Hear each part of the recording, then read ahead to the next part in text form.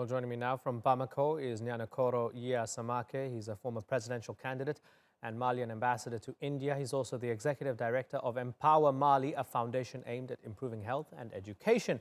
And in Paris, we have journalist and president of the African Information Club, Louis Keumayou. Gentlemen, thanks for joining us on the Newsmakers. Let us start with the politician in Bamako. Mr. Samake, thanks for joining us. A lot of people looked at the news of the massacre and their first question is why? Why has this happened? Well, why has this happened is the question we're asking ourselves here in Mali.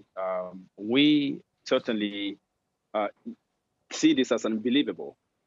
From Mali, we all believe that we are very peaceful people in Mali. Of course, there is unrest in the northern area and in the center of Mali, but we have never seen in the history of our country this level of violence. And the question that everyone is asking, why? Why now? And why is this happening in our own country? And looking at the root causes, and Louis, I'm going to come to you in a moment, but I want to ask you, Niankoro, looking at the root causes, we have Ravina Shamdasani from the UN saying, and I quote her, entire Fulani communities, and we are talking about millions of people, are being painted as violent extremists simply because they are Muslim, which then, of course, translates to the Dogon ethnic group and others going to kill them because they're just seen as terrorists. Is that accurate in your opinion? Well, I think in that statement itself, there is a dichotomy. Saying that this killing is happening because they are Muslim is far from true, because 95% of the people of Mali are Muslim. Let me really condemn vigorously what happened, as every Malian, including Malian #1, the president of Mali, His Excellency Ibrahim Boubacar Keita. We, all of the Malian people, see that, condemn this, what happened, whether it is Muslim, Christian, and non-religious group. So to see this as a religious conflict is lack of understanding of the societal and the sociology of things. But the reality is, many things happen lately when there is ungoverned territories, when there is the pressure of climate change, the need of resources, all combined into spiraling violence in the country. So what we're trying to do today is to cope with the situation with the help of the international community. The president of Mali himself traveled to Ogosagu to go witness what happened and to assure the villagers that they need to remain in this area, and the government of Mali will bring the necessary support to rebuild the village, but also to give them the necessary support right now that they need. Okay, so Louis, more than 150 people are killed by members of the Dogon ethnic group. The people killed are from the Fulani group. What do you think the Malian government and the international community needs to do as a first initial response to this? Well, I think, as I've heard before, the fact is that we are in an area where the government is not enough present to bring all the help population is looking for. I even don't talk about the lack of jobs for the youth living there. I'm not talking about health. I'm not talking about all those schools people are looking for, the services the state should bring in that area, and that he's not able to bring now. Security is another issue people are looking for. But the fact is, we can't forget Mali is a neighbor, a close neighbor of Niger, and what is happening in, and also of Burkina Faso, what is happening in Mali is happening at the other side of the border also, with the Fulanis and the Pearl community, as they call them there.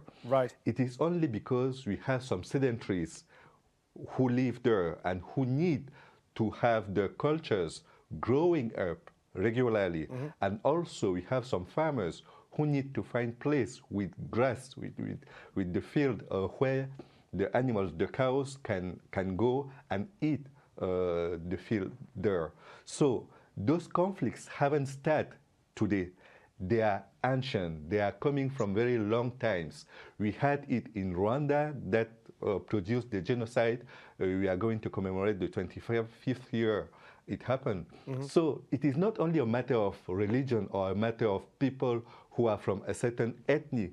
It is because in that area, the government doesn't have enough means to ensure the role which is his own aside of the population living in that community. And we remember all, Mr. Kufa, the military, the French military said they killed was from the Fulani community. Yes. And when you are a Malian, and when every time you hear that the Pearl community is helping the jihadists, they are the enemies of the state. So everyone thinks if we are killing them, we are helping our country to fight terrorism in the northern part of Mali. Okay, so then, let me then go back to Niankoro. That's my point. Okay, so we have issues of grazing rights, water, climate change is making things worse. Naturally, on the ground, it's difficult for people, and the state doesn't have a presence. You yourself would admit that, right?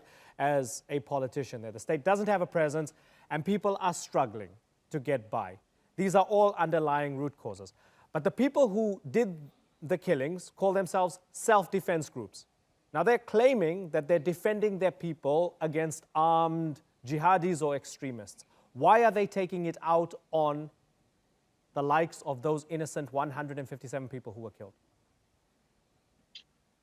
Well, the reality is, why is this happening? As your first question is, the international community, we have 14,000 UN forces in Mali with a mandate to protect the civilians in Mali. Is this successful?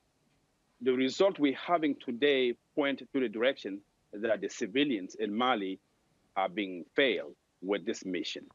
The other part is, it's true, the Malian government is the primary provider of security in these areas, and this has not yet happened. The other gentleman just pointed out, there is a lack of services there. But the actual actors of this who have perpetrated this crime has not yet been clearly defined from Mali government sources.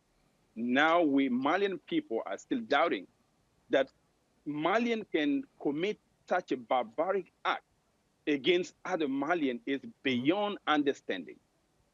The sources of the inter-community conflict, as the gentleman just pointed out, date back since the cohabitation of people. We are going to live together in this space. No one can wish that the other community or the other ethnic group disappear. But the government needs to take matter at hand. We need to have a clear vision for our security. We need to take clear policies. With or without the community, the international community, this is a Malian issue, and the solution is internal, not external. We cannot depend on external forces. They come as a support, not as a primary actors of fighting this terrorism. And that is my stand. We are calling upon our president, His Excellency Ibrahim Boubacar Keïta, that I have supported on the second round of the past election, that he needs to wear his mantle of leadership, to lead the people, to gather, to bring us together to face this challenge. That is where the solution is. The UN will not be able to solve this problem because I don't think the United Nations is adequately equipped for intra-community conflict resolution. So the solution is not in Europe, is not in America. The solution is right here in Mali, and we depend on the president to be the leader, to lead the people of Mali, to bring us together, because our livelihood depends on it. This is far beyond politics. This is far beyond partisan politics. We need to step up and change the way, because the overall strategy for resolution of this conflict has failed.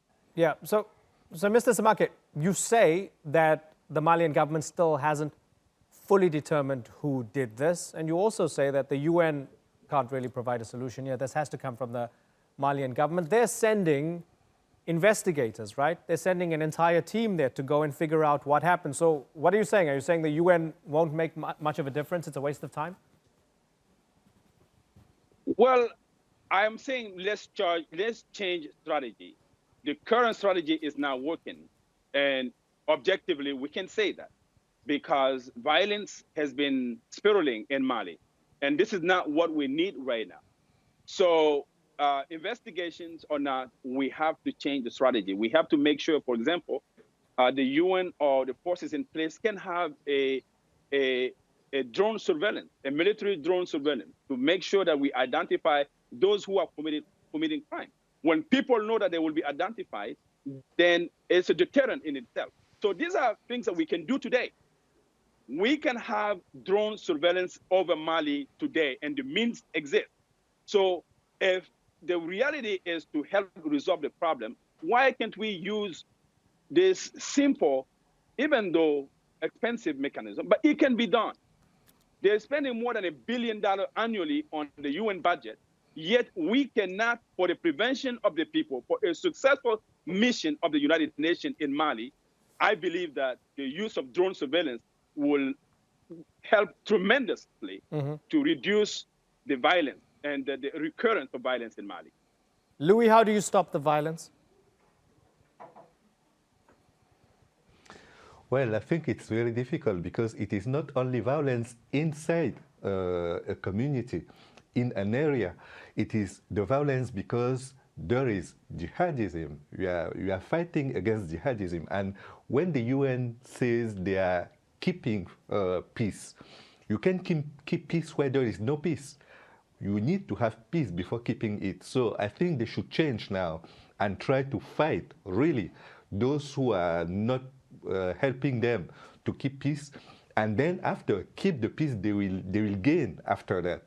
And I think we cannot forget also that by destabilizing Libya, we've created a zone, an area under the Sahara where there is no peace, and those who have destabilized have also to help those areas to find peace again. Because it is not only a matter of Mali, Burkina Faso, Niger, or Mauritania. It is now a whole problem of all the Sahel who has to fight against jihadism and to help the communities to have state with providing all the services he has to provide as a state, as a government. I agree with my friend that it is important to make sure that Malians are those who will find the solution primarily. After, they will need the help of the international community, of France, of Germany, of the European Union. But they are the first to decide how they are seeing the country and how they are helping it to be a peaceful country. So I think all the helps will be useful. They will be helpful. All the communities who will be there to help Malians rebuild the country will probably be helpful for the Malians. But I think it is by the Malians, by the government, by the population, everything will start. Mr. Samake, very finally, more than 50,000 people are termed IDPs, internally displaced people, just in this region where the attack took place in Mopti. Every time there's violence, they flee. As a state, does the state have the capability to provide them with the basics before they can try to go back to their homes? The government of Mali has taken matters at hand when it comes to internally displaced people. We have provided an area for them to stay, for example, in Bamako, but we have internally displaced people in Welesebugu, where we have designated areas for all of these people to be taken care of by the government. We provide them with the first aid kits and making sure they're provided with food and sanitation. So government is doing and working hard, also non-profit organization and the community itself. We have Malian people who are helping Malian people. And we are playing a major role in that. And even before the reaction of the government, people of Mali have been taking matters at hand, helping our brothers and sisters. This is the hospitality of Mali. This is the brotherhood that we have seen from the 100 years in Mali. So yes, the government is doing what it can to help internally displaced. NGOs are doing what they can to help internally displaced, but we have to get to the root cause of it. We have to make sure that good governance is a mode of governance in Mali. We have to make sure that basic services are being provided. We have to make sure that people finally have something to lose. When you don't have anything to lose, you can risk everything. So today I call on the leadership of Mali to make sure that we focus on providing security to the people of Mali. Security is front and center of our development objective, and we must tackle this with all of our might and all of our resources. Niankoro, yes, Samake, Louis, Keumayou. Gentlemen, it's been a pleasure having you on the Newsmakers. Thanks for joining us. Thank you.